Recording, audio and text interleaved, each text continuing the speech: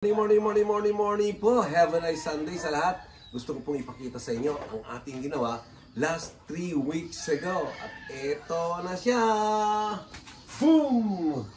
Yan ang ating tinatawag na pugon. At ito ang features ng ating ginawang pugon. Kung saan wala po kayo makikita sa YouTube kasi tayo na meron nito. Ito ang lalagyan natin ng gatong. At dito natin isasalang ating mga lulutuin. At ito yung sinasabi ko na wala sila, na meron tayo ang oven. Kung bakit?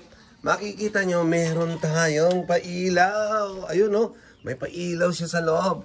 At makikita natin, meron din siyang paikot kung saan iikot yan ang ating fried chicken. Ayan, umiikot po siya o.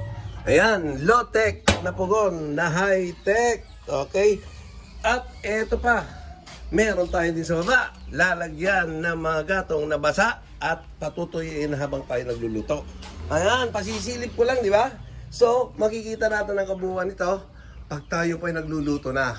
Yun naman, have a nice Sunday. God bless to all. Bye-bye.